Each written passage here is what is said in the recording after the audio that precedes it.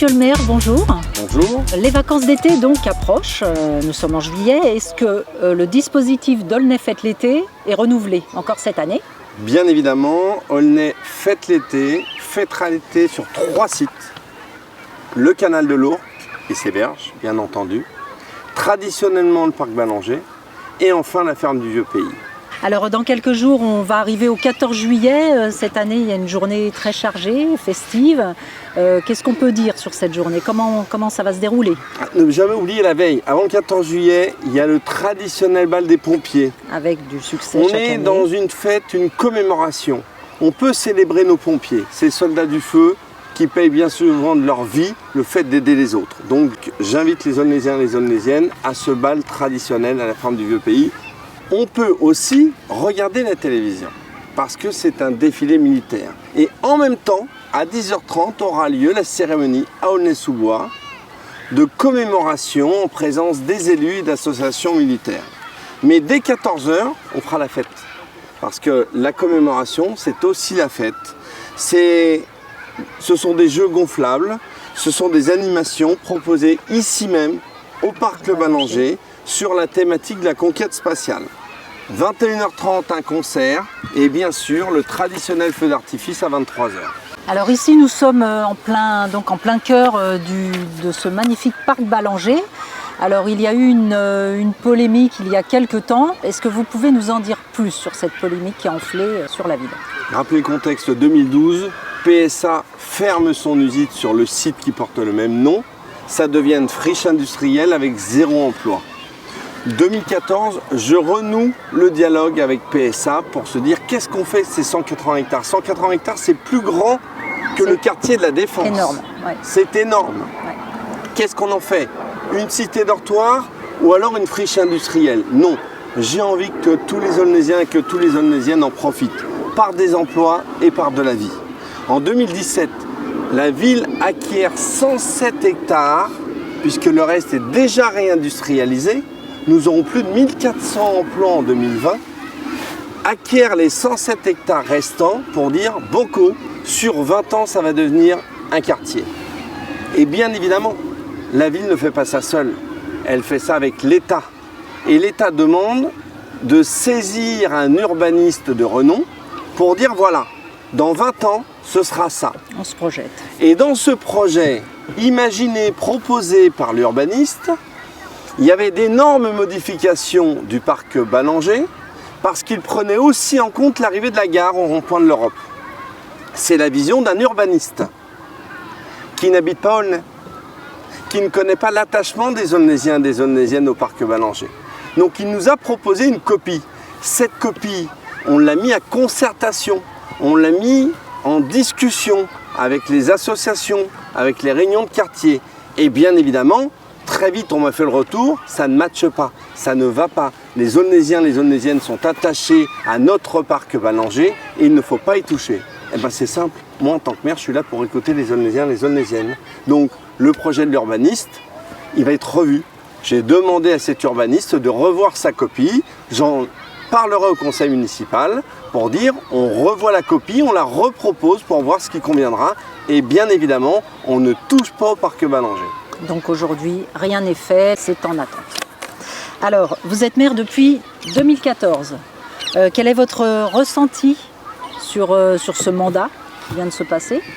Quand on voit malheureusement la désaffection vis-à-vis du politique, le mandat de maire, lui, c'est 24 sur 24, c'est 7 jours sur 7. On n'est pas maire jusqu'à telle heure et on arrête. Non, quand on sort ses poubelles, vous avez votre voisin qui vous interpelle. Le maire, c'est celui qui, sur le marché, dans les associations, lors des festivités, est systématiquement à portée d'engueulade. C'est la proximité qui le caractérise. C'est celui qui connaît, est au cœur des problématiques des citoyens.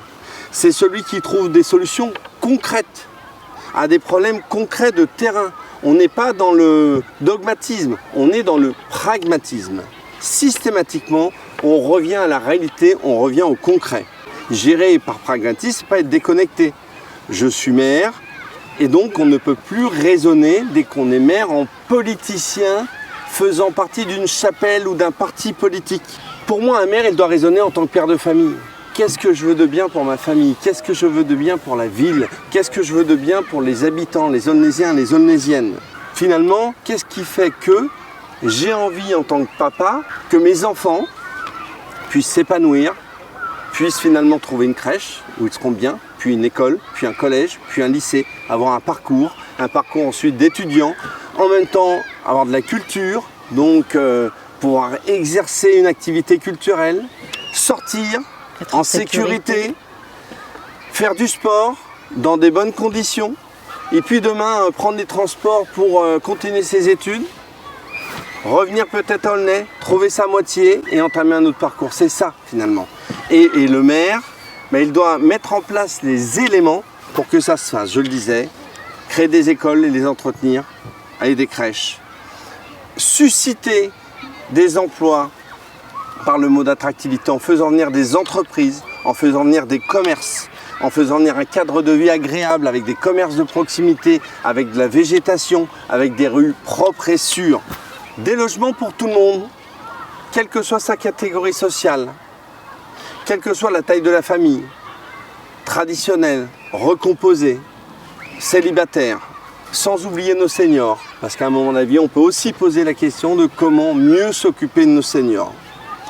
Des lieux de vie, des lieux de rencontre, je parlais des marchés, je parlais des salles de spectacle, où les gens peuvent effectivement oublier le quotidien. Faire la fête, c'est important. C'est ça le quotidien d'un maire. C'est s'occuper finalement du quotidien des uns et des autres pour que, quelles que soient les querelles partisanes, dans sa ville, le maire n'a qu'un parti, sa ville. Vous en êtes à la 5e année. C'est donc l'occasion de tirer un premier bilan. Quel a été votre fil rouge tout au long de... Quand mon équipe et moi-même sommes arrivés à la tête de cette belle ville d'Aulnay-sous-Bois, nous avons retrouvé une ville socialement fracturée et économiquement ruinée. Les caisses étaient vides, nous avions des tensions entre les quartiers. En résumé, notre ville était sur le déclin. Les Aulnésiens et les Aulnésiennes ne pensaient qu'à une chose, soit se sauver, soit se recroqueviller sur eux-mêmes. Au contraire, il fallait qu'on ouvre les fenêtres avec deux garde-fous. D'une part, ne pas augmenter les impôts, parce que les Français en ont marre du matraquage fiscal et donc les Aulnésiens aussi en ont marre de ce matraquage fiscal, mais aussi maintenir un haut niveau de service public. Il a donc fallu agir avec pragmatisme, tout simplement, là encore. Bouger dans le bon sens, améliorer le cadre de vie, pour que la ville retrouve son attractivité. Je parlais tout à l'heure des 1400 emplois retrouvés sur le site de PSA, alors que quand nous sommes arrivés, il n'y avait plus rien. Faire venir des entreprises, faire venir des investisseurs, en leur donnant des garanties de propreté, de sécurité, de stabilité, d'apaisement. Il faut simplement redémontrer que cette ville d'Aulnay-sous-Bois, compte tenu de sa situation, 2 aéroports, 3 autoroutes, une nationale, est une pépite du nord-est parisien. Elle est une pépite qui doit pouvoir accueillir les entreprises, les emplois, les investisseurs, les commerces de proximité, afin que les Aulnésiens et les Aulnésiennes en bénéficient directement. Pour moi, la recette pour gérer une ville, finalement pendant 5 ans, entouré de mes élus, c'est de la gérer en bon père de famille. Même si le mot peut paraître démodé, le maire doit gérer sa ville en bon père de famille. Alors qu'est-ce que vous appelez en bon père de famille? Finalement, une gestion de bon père de famille, ça ne s'apprend pas à l'école. C'est comme dans la vie. Comme dans la vie, c'est par exemple, si on fait un prêt, c'est en priorité pour acheter une maison, pour y loger sa famille, ses enfants, et puis la transmettre.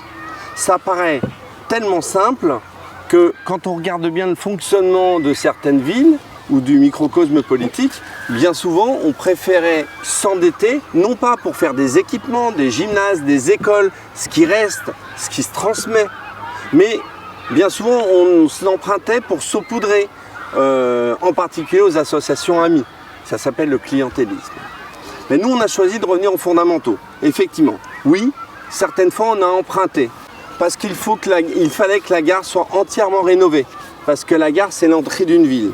Parce qu'il fallait que l'espace Avérino, l'ancien Pôle emploi, redevienne un équipement à la disposition des associations. Parce qu'il n'y avait rien dans le sud pour les associations. parce qu'il fallait créer une maison des projets des patrimoines, rue Charles Dordain, parce que c'était important. Parce qu'il fallait créer dans ce quartier des étangs Murisiers, où la ville n'était plus depuis 20 ans, une antenne de jeunesse, pour dire aux plus jeunes, la ville, elle est là pour tout le monde, pour tous. Un nouveau dojo, bien sûr, des points d'accueil, des clics pour nos anciens qui n'ont pas accès à l'Internet aussi facilement que les nouvelles générations. Alors Déclic, on le rappelle, hein, monsieur le maire, Déclic, c'est un espace numérique où on C'est un service public gratuit à la disposition des plus fragiles qui n'ont peut-être pas l'habileté des geeks pour avoir accès à Internet. Or aujourd'hui, toutes les formalités administratives passent par l'informatique. Donc la ville a fait ce choix de mettre à la disposition des Zonnésiens et des Zonnésiennes un équipement, Déclic. Donc le premier était boulevard de Strasbourg, un ouvrira prochainement au 3000, mais deux sont déjà en projet pour que l'ensemble des Zonnésiens bénéficient de ce service. Formidable. Donc ça fait partie des services publics, le centre de surveillance urbaine pour gérer les 350 caméras sur la ville. Et puis, parce qu'on parlait culture, avoir repensé fondamentalement le nouveau Cap pour y faire une nouvelle programmation, pour qu'il y ait d'autres points de culture sur la ville, en plus de Prévert, en plus de l'activité du Créa. Et je pense à la venue dernièrement de Charles Amar, après 36 ans d'absence en France, qui a fait 2 soirées au Nouveau Cap. La gestion de mon père de famille, c'est ça. C'est réaménager une place, comme la place à Brioude, en y faisant un parking, afin qu'on la piétonise, qu'on la revégétalise, et qu'on y fasse revenir du commerce de proximité. C'est créer un groupe scolaire à proximité de cette place, le groupe Barreau. Créer un nouvel équipement multimodal à Balagny, vous savez, ce quartier oublié, enclavé. On va y construire, c'est en cours, un centre multimodal, culture, sport, milieu associatif, livré théoriquement fin septembre. Déclic 2, j'en ai parlé, bientôt au 3000. Et enfin, parce qu'il faut finir par ça, le nouveau centre nautique pour l'ensemble des Zonnésiens et des Zonnésiennes, labellisé Jeux Olympiques par le Premier ministre en personne. Je le répète, gérer en bon père de famille, c'est comme quand vous pensez à votre famille. C'est bien évidemment, je ne pense à utiliser l'argent public que pour le service actuel qui servira aux générations d'après. Ça paraît démodé et pourtant c'est la réalité. Merci beaucoup, monsieur le maire. Merci.